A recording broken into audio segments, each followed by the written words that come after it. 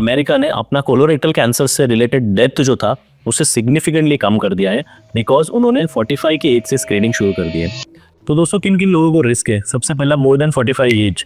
अगर more than 45 as है तो डेफिनेटली हमें स्क्रीनिंग किसी ना किसी तरीके की करनी चाहिए, या तो वो कोलोनोस्कोपिक हो जाए, या फिर वो फिट टेस्ट हो, या फिर स्टूल रूटीन माइक्रोस्कोपी जिसमें ब्लड चेक करते हैं। अगर आपको फैमिली हिस्ट्री है कोलोरेक्टल कैंसर्स की, फादर में, मदर में, सिबलिंग्स में या क्लोज रिलेटिव में, तो आपका रिस्क भी बढ़ जाता है। आपको स्क्रीनिंग जल्दी चालू करनी चाहिए, क्योंकि समटाइम्स डीएनए में जो चेंजेस रहते हैं वो फैमिली में ही रन करते हैं।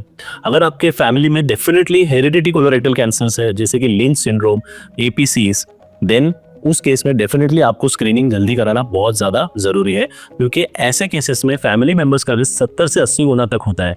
तो अर्ली स्क्रीनिंग करना बहुत ज़्यादा ज़रूरी है। अगर आप ऐसे कोई व्यक्ति हो जिसके अंदर पॉलिप ऑलरेडी डिटेक्ट हुए हैं, तो आपको सेकेंड पॉलिप या कैंसर होने का रिस्क भी ज़्यादा होता है। तो टाइम टू टाइम आपको स्क्रीनिंग करना बहुत ज़रूरी है।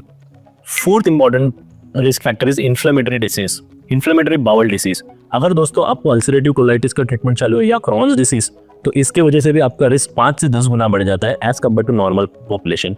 तो आपको प्रॉपरली टाइमली स्क्रीनिंग करते रहना बहुत ज़रूरी है।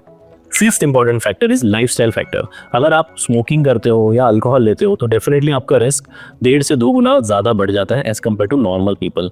प्लीज उसे छोड़ दीजिए। Sixth important factor is physical inactivity. अगर आप ऐसे व्यक्ति हो जो कभी एक्सरसाइज नहीं करते और सालों तक आपका एक्टिविटी लेवल बहुत कम है, तो आपको वेरियस कैंसर्स होने के रिस्क बढ़ सकते हैं। उसमें से एक इंपॉर्टेंट है कोलोरेक्टल कैंसर्स। तो दोस्तों अगर आपका ऐसा रिस्क है तो please get your self screen.